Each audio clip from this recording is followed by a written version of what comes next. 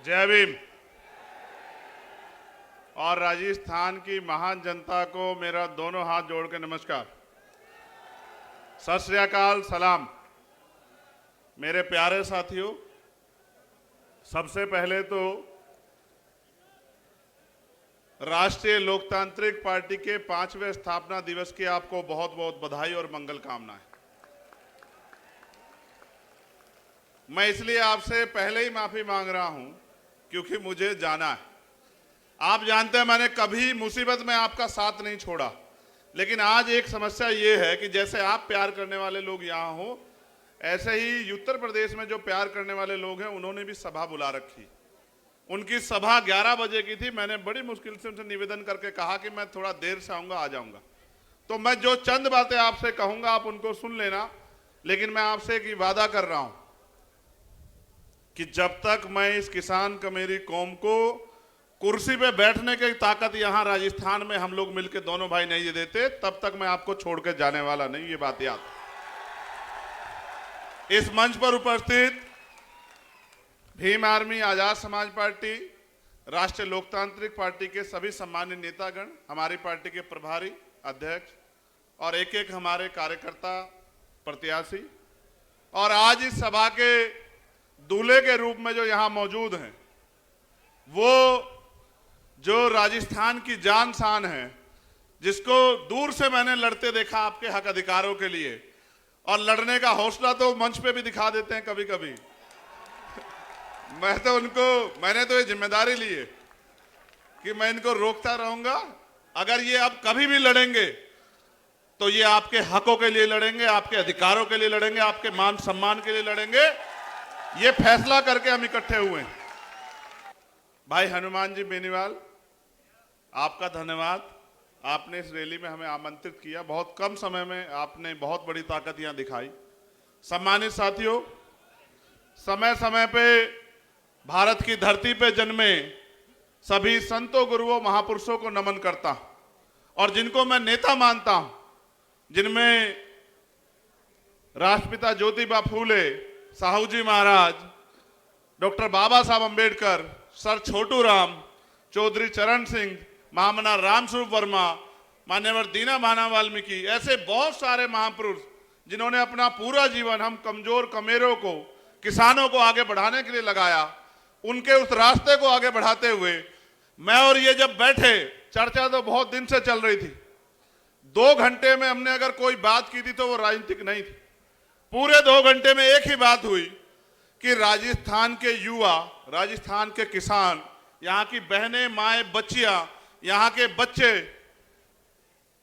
यहाँ के बुजुर्ग, इनका भविष्य राजस्थान में कैसे संवरे, इनके भविष्य में 4 चांद कैसे लगे। जो उम्मीदें लोकतंत्र में बनाई गई थी वो राजनीतिक लोकतंत्र, सामाजिक लोकतंत्र में कैसे स्थापित हों। मेरे आज भी याद है, देश गुलाम था और डॉक्टर बाबा साहब अंबेडकर और सर छोटू राम इस बात के लिए लड़ रहे थे कि जिनको हाशिए पर रखा गया व्यवस्था में, उनको कैसे तरक्की दी जाए। देश राजे रजवाड़ों के हाथ में था और देश में राजतंत्र था। राजा महाराजा जैसे चाहते थे वैसे देश की जनता, प्रजा शासित होती थी। ना हक थे ना अधिकार। जो राजा ने कह दिया, राजा ने कहा दिन तो प्रजा ने कहा दिन, राजा ने कहा रात तो प्रजा ने मान लिया रात, और ये बहुत लंबे समय तक चलता रहा। फिर एक ऐसा समय आया कि देश में लोकतंत्र आया। देश में जब लोकतंत्र आया तो समस्या ये थी कि एक तरफ आर्थिक रूप से गैर बराबरी थी, एक तरफ बड़े बड़े महल और एक तरफ गरीबों की झोपड़ियां, दूसरी तरफ सामाजिक आधार पर गैर बराबरी थी, छुआछूत थी, ऊंच नीच थी। मैंने चौधरी कुंभाराम आर्य के आंदोलन को पढ़ा कि किस तरह से उन्होंने लोगों को जगाने के लिए कितना काम किया और किस तरह से आपका नेतृत्व किया समाज को अपने पैरों पर खड़ा करने के लिए। असल लड़ाई ये थी कि लोकतंत्र तो आया था, लेकिन पैसे वाले लोगों ने तय किया कि वोट इनके पास चला गया है। वोट को रोकने के लिए भी षड्यंत्र हुए। कोई कहता वोट उसको मिलेगा जो पैसा वाला है, कोई कहता उसको वोट का अधिकार मिले जिसके पास जमीन जायदाद है, कोई कहता उसको मिले जिसके पास व्यापार है। हमारे नेता लड़ रहे थे कि लोकतंत्र तब होगा जब अंतिम व्यक्ति को भी सरकार चुनने का अधिकार मिलेगा। ये राजतंत्र नहीं है कि राजा चंद लोग चुन के तय कर दें। ये लोकतंत्र है, जनता जिसे चाहेगी, चाहे वो किसान का बेटा हो, चाहे वो मेहनत कस कौम का बेटा हो, चाहे वो गरीब का बेटा हो, उसको आगे बढ़ाना चाहे तो बढ़ा सकती है। तमाम साजिशों के बाद जब बाबा साहब अम्बेडकर ने अपने 4-4 बच्चों की कुर्बानी के साथ आपको वोट का अधिकार दिया, तो लोगों ने कहा, जो विरोधी लोग थे, कि वोट इनके पास है, नोट हमारे पास है, इनकी वोट को नोट से खरीद लेंगे, लोकतंत्र आने नहीं देंगे। हमारे महापुरुष घर से निकले, गली गली गए, लोगों को समझाने का काम किया है। मेरे सीधे साधे लोगों, अपनी ताकत को समझो। ये वोट आपको गुलामी के लिए नहीं मिली, ये वोट आपको बिकने के लिए नहीं मिली। मेरे आज भी याद है मान्यवर काशीराम साहब, उन्होंने अपने जीवन की एक सुख सुविधाएं लगा दी। मगर मैं मानता हूं परिवर्तन एक सतत प्रक्रिया है, चंद दिनों में नहीं बदलाव हो सकता था। ताकतवर लोगों ने रास्तों में कठिनाइयां लगाई। आज जब हम आ रहे थे, रथ चल रहा था, सामने को रुकावट आ गई, तो हनुमान जी बेनीवाल मुझसे बोले, पत्रकार साथी भी वहां थे, कि ये रथ रुकेगा नहीं, ये रथ अब अगर रुकेगा तो जयपुर की कुर्सी पे बैठ जाके रुकेगा। तो वो बात मेरे दिल में आई कि कितनी कठिनाइयों के बाद भी जो फैसले हमने लिए वो मजबूत होते गए। हमारे महापुरुष निकले, लोगों को जगाते रहे। आज उस कारवा को, उस एकता को, जो नेचुरल एकता है, मैं आपको दिल से कह रहा हूं, और मैं आपको चेतावनी के तौर पे भी कह रहा हूं। आज हमने एकजुट बना, एक गठजोड़ बनाया, गांव में रहने वाली, क्योंकि शहर की अपेक्षा गांव में हमारे ज्यादा लोग रहते हैं, उनके चेहरे पे खुशहाली आई।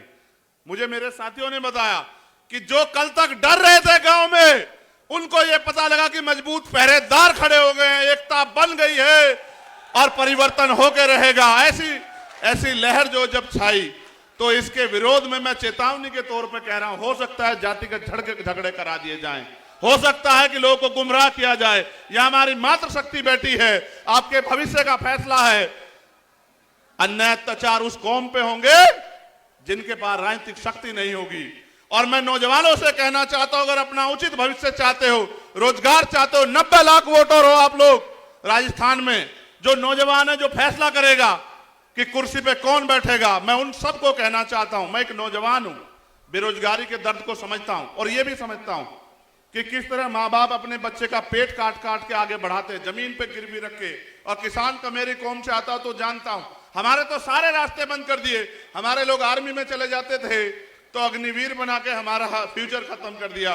पुलिस में और फोर्स में जाते थे, भर्तियां बंद है। और जो भर्तियां होती है, पेपर लीक होता है सामूहिक बस में बैठ के, बिना सत्ता के संरक्षण में नहीं हो सकता।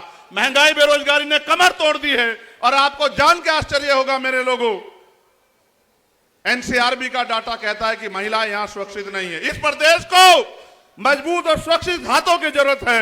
और जब मैं देखता हूं तो कोई नजर नहीं आता।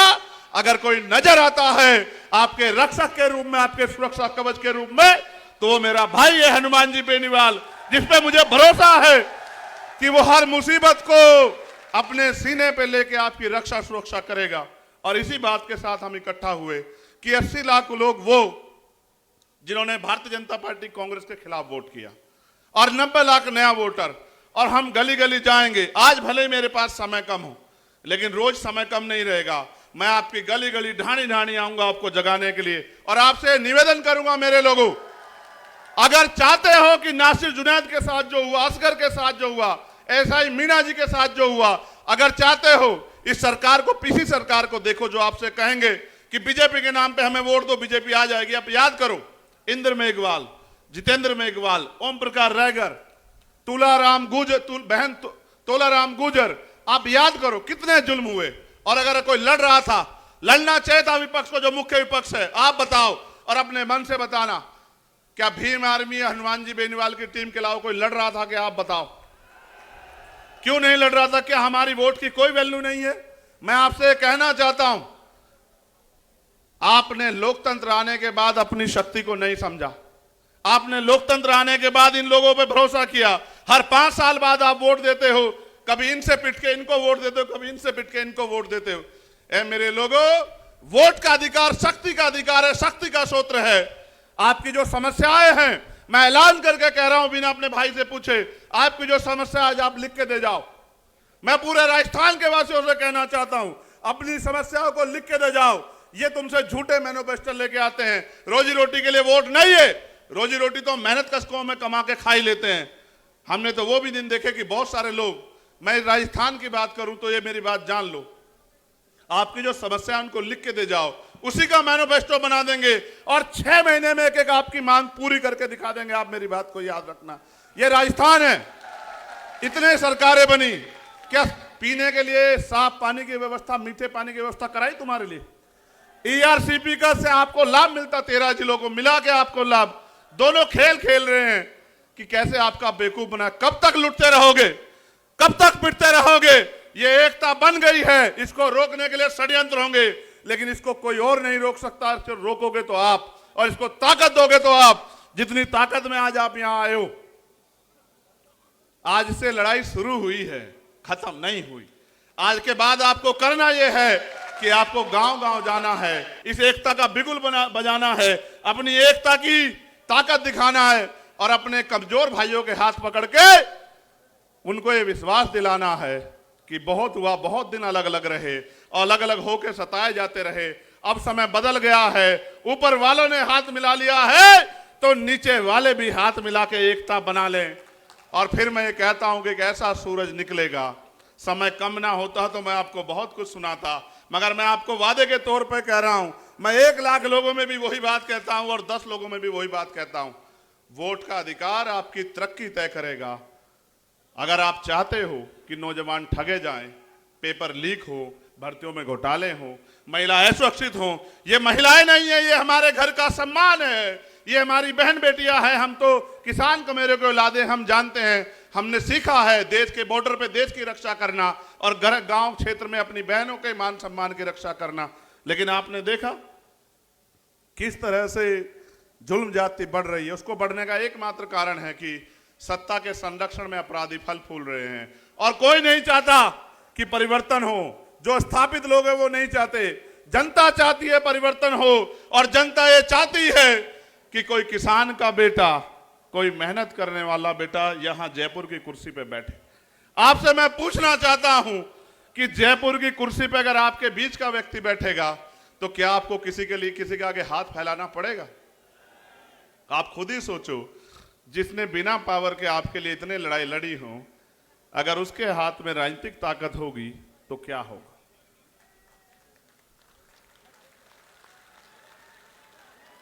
वो आपको बहकाने का प्रयास करेंगे, आपको बांटने का प्रयास करेंगे, आपको लालच देने का प्रयास करेंगे। आपने देखा नहीं, जब से मोर्चे की शुरुआत हुई, कहीं की तो लिस्टें बदल गई हैं, कहीं की लिस्टों पे रिव्यू चल रहा है, कहीं घोषणाएं गारंटी दी जा रही है। मैं ये पूछना चाहता हूं, जिनकी सरकारें थी उनको गारंटी क्या जरूरत है? कर देते ना। अगर आप नहीं कर सकते, ये मौका दे के देखो हमारे भाई को, फिर आप बताना आपका 5 साल का काम और अब 6 महीने में जो करेंगे, इतिहास याद रखेगा कि किसी बहादुर ने ताकत संभाली है। इस बहादुरी को आगे बढ़ाओ, गांव गांव गली गली जाके इस एकता को बनाओ। ये नीला और पीला एकजुट होके आगे बढ़े। एक और षड्यंत्र होगा, मैं अपने सीनियर लोगों को कहना चाहता हूं। मीडिया के लोगों ने कहा, इसलिए मैं हनुमान जी बेनीवाल का और अपने साथियों का ध्यान आकर्षित करूंगा। वो कहते हैं दलित और जाट का गठबंधन हुआ है। झूठ। दलित और जाट तो इसके पिलर हैं। वो तो अपने कंधे में बिठा के इस प्रदेश की सत्ता तक हनुमान जी बेनीवाल को लाने वाले हैं। वो तो इसके पिलर हैं। लेकिन ये असल गठबंधन हर पीड़ित का है, कमजोर का है। ये झूठी बातें मत करो बांटने वाली। ये किसान का, मेरे का, उस सोच का गठबंधन है जिस सोच से परिवर्तन होगा। अगर ना आता लोकतंत्र, ना होते अवसर, आपकी गलियों में कोई नहीं आता मेरे लोगों, आपसे बात कोई नहीं करता। ये वोट का अधिकार है जो आपके पास लोगों को खींच के लाता। इस बार दूरी कर दो उनसे जो आपके अधिकारों से दूरी जाते हैं। लोकतंत्र खतरे में है, लेकिन बचाएगा कौन? ये जो नीले झंडे वाले हैं, ये जो किसान कमेरों के बेटे, मैं पूछना चाहता हूं कि अगर भारतीय संविधान खतरे में है तो ये स्थापित दल तो यही क्यों खतरे में आया? क्योंकि उनको फर्क नहीं पड़ता कि गरीब की जिंदगी में उजाला कैसे आएगा। अगर वास्तविकता में चाहते हो, ये आज के ये सिर्फ विधानसभा का लाइन्स नहीं है, हमने तय किया है कि उत्तर भारत में हम इस लाइन्स को लेके जाएंगे और इसका प्रशिक्षण बताता हूं, मीडिया के लोग एनालिसिस कर लेना। उत्तर प्रदेश के खतौली में एक सीट पड़ती है जो 3 बार से भारतीय जनता पार्टी जीतती आई, 3 बार से, और वो कहते हैं हमारी घर की सीट है। और मीडिया ने भी कहा इसको हरा नहीं सकते। जब हमने वहां किसान कमेरों का गठजोड़ बनाया तो 22,500 से हरा के भेजा भारतीय जनता पार्टी को, 22,500 से, क्योंकि हम काम करना जानते हैं और हम ये भी जानते हैं कि लड़ाई कैसे लड़नी है और हम ये भी जानते हैं कि किसको कैसे तैयार करना है। मैं मानता हूं कि हम दोनों की ताकतें एक जैसी हैं, दोनों भाइयों की। कहते हैं संघर्षों के साए में घनघोर जवानी पलती है और इतिहास उधर झुक जाता है जिस ओर जवानी चलती। मैं इनको रोकता रहूंगा सिर्फ इसलिए कि कहीं कोई किसी साजिश के शिकार ना हो जाए। ये आदमी मन से बड़ा सच्चा है, गुस्सा इसलिए करता है। क्रिकेट अगर देखोगे तो समझ आएगा, जो ऑलराउंडर होता है ना वो सारी पिच पे घूमता फिरता है कि कहीं से टीम कमजोर ना पड़ जाए, इसलिए अपने लोगों को डांटता है और मन से डांटता है, प्यार करता है, वैसे नहीं डांटता। और अब तो आपकी टीम पे दो ऑलराउंडर है, दो ऑलराउंडर है आपकी टीम पे और दोनों लड़ाके हैं और ऐसी लड़ाई लड़ेंगे कि सब लोग याद रखेंगे। इसलिए कह रहा हूं, बहुत दिन हुए आपको लोगों को बनाते हुए। मैं आपसे पूछना चाहता हूं कि क्या मैं आपकी रक्षा सुरक्षा की जिम्मेदारी हनुमान जी बेनीवाल को दे दूं या ना दे दूं? बताओ। नहीं, दोनों हाथ उठा के बताओ, जोर से आवाज जानी चाहिए। वहां सचिवालय में जो सेक्रेटरी बैठे, अंडर सेक्रेटरी बैठे, उनको पता लग जाए कि कोई भी साजिश करने से पहले याद रखना कि एक ऐसा विकल्प बन रहा है जो राजस्थान की तकदीर तो बदलेगा, लेकिन राजस्थान की तकदीर और राजस्थान के नौजवानों के सपने कुचलने वालों को भी सबक सिखाने का काम करेगा। इसलिए मैं आपसे कहना चाहता हूं, मैं आपकी हर रैली में आऊंगा, खूब मेहनत करेंगे और जो भी पीड़ित है, शोषित है, उसकी लड़ाई लड़ेंगे। और असल मजा तब आएगा जब राजनीतिक शक्ति आपके हाथ में आएगी, फिर ना कोई पेपर लीक होगा। मैं तो पर्सनल एक एक्सपीरियंस बताता हूं। मेरे पिताजी प्राइमरी स्कूल के हेडमास्टर थे। जब वो बीमार हुए, मैं बहुत सारे अस्पतालों में लेके उनको घूमा और मैं ईमानदारी से कह रहा हूं, अगर मेरे पास पैसे होते तो मैं अपने पिता को बचा लेता यार। इस देश में गरीबों की कोई इज्जत नहीं है, ना ही उनकी जिंदगी किसी को परवाह। और फिर मैंने तय किया कि मैं अपने पिता को नहीं बचा पाया, लेकिन मैं प्रयास करूंगा संघर्ष करके अपने साथियों के साथ कि किसी और के पिता को, किसी की बहन को, मां को अच्छा इलाज ना मिलने कारण मरने ना दूं। मैं बहुत कुछ सह के देख के आया। जब मैं ये लड़ाई लड़ने गया तो मुझे उठा के जेल में बंद कर दिया। 16 महीने में जेल में रहा। एक एक रात मैंने इस उम्मीद के साथ काटी कि जब मुझे अवसर मिलेगा काम करने का तो फिर मैं जो मेरे दिल में दर्द है उसको करके दिखाऊंगा। और ये लड़ाई चलती रहेगी। आज तो शुरुआत हुई है, आने वाला कल सुनहरा होगा। मेरे इस बात को आप वो कर लो, गिठा बांध लो कि ये प्राकृतिक गठबंधन राजस्थान के भविष्य का फैसला करेगा। लेकिन इसको धार तब मिलेगी जब आप अपनी जिम्मेदारी उठाओ। क्या आप अपनी जिम्मेदारी उठाने के लिए तैयार हो? क्या आप इस एकता को गांव में जाने के लिए तैयार हो? आज तो मीडिया के लोग बड़ा वो आपका प्रचार करेंगे, लेकिन रोज नहीं करेंगे। क्या आप अपनी पार्टियों के, अपने अलायंस का प्रचार करने के लिए तैयार हो? क्या आप गली गली जाके लोगों को सिखाने समझाने के लिए तैयार हो? देखो, जब राजतंत्र था तलवारों से फैसले होते थे, अब लोकतंत्र है। आपको अंगूठा अपने अलायंस के पक्ष में दबाने के लिए तैयार करना है। और एक बार ये कलम की ताकत दे के देखो बस, फिर देखना कि किस तरह आपके भविष्य के फैसले आपके पक्ष में होते हैं। तो मैंने आपसे कहा अपनी समस्याओं का एक एफिडेविट बना के दे जाना। उस एफिडेविट को 6 महीने में पूरा कराएंगे अगर आपने जिम्मेदारी से काम किया। ये मेरा आपसे वादा। बहुत बहुत धन्यवाद। बहुत जल्द आपसे मुलाकात होगी। फिर मैं आखिरी बार दोहरा रहा हूं, शोषण उसका होगा जो कमजोर होगा और जो राजनीतिक रूप से कमजोर होगा वो सताया जाता रहेगा। आप तय कर लो कि आप इस प्रदेश में सताए जाने वाले की श्रेणी में रहोगे या आप इस प्रदेश में तरक्की करने वालों की श्रेणी में रहोगे। फैसला आपको करना है। ना इधर ना इधर, बिल्कुल सीधे चलेंगे। हमारा झंडा और डंडा दोनों मजबूत है, इस बात को आप लोग याद रखना। मुझे आने की जरूरत नहीं पड़ेगी। जब हमारे नेता यहां कुर्सी पे बैठ जाएंगे, मुझे आने की जरूरत नहीं पड़ेगी। तो मैं फिर कह रहा हूं, मैं मंच के लोगों से पूछना चाहता हूं, क्या मैं ये कहूं कि आए इस प्रदेश के होने वाले मुख्यमंत्री हनुमान जी बेनीवाल है? बताओ, क्या आप इस पर सहमत है तो दोनों हाथ उठा के ऐसे स्वागत और समर्थन करो। 3 तारीख का दिन होगा और मेरा जन्मदिन है, और उस जन्मदिन के दिन जब रिजल्ट्स आएंगे तो आज जो आपके दिलों में जो वो ताकत बन रही है, ये ताकत वोट में बदल देना। तो 3 तारीख को जिस दिन रिजल्ट आएगा उस दिन आप देखना। हमारे हरियाणा के एक नेता कहा करते थे कि वारे नारे ना कर दिए तब फिर बताना। तो वारे नारे ही कर दिए जाएंगे। किसानों, अमीरों के, नौजवानों के और जो कर्मचारियों की समस्या है, पिछली बार छूट गई थी, इस बार नहीं छूटेगी। जो हमारे सीएचए के भाई हैं उनसे भी कहूंगा, आपके लिए 4 दिन हम लोग जेल में रहे थे, लेकिन वो अवसर नहीं था कि आपकी मांगे पूरी कर दे। हम आपकी मांगों के साथ खड़े हैं, आपकी मांगे पूरे करेंगे। जो तृतीय श्रेणी के टीचर हैं, आप बहुत दिन से परेशान हो रहे हैं कि आपके ट्रांसफर की व्यवस्था हो जाए, आपके ट्रांसफर की व्यवस्था भी करेंगे। हर एक व्यक्ति की लड़ाई लड़ेंगे, बस वो ताकत दो जिससे लड़ाई पूरी है। बहुत बहुत धन्यवाद। जय भीम, जय भारत, जय मंडल, जय जोहार, जय संविधान। और आप सभी के लिए को बहुत बहुत बधाई और आपके गठबंधन को बधाई। हमारी एकता जिंदाबाद। जय जवान, जय जवान, जय जवान। किसी की बातों में मत आना, बहुत आएंगे बहरूपिये धोखा देने के लिए। लक्ष्य रखो मौके के लिए, मौका आपके हाथ में है। कुछ दिन की बात है, अब जब सभा होगी रिजल्ट के बाद तो वो वहीं होगी जहां से तरक्की के फैसले होते हैं, जहां से प्रदेश के फैसले होते हैं। बहुत बहुत धन्यवाद।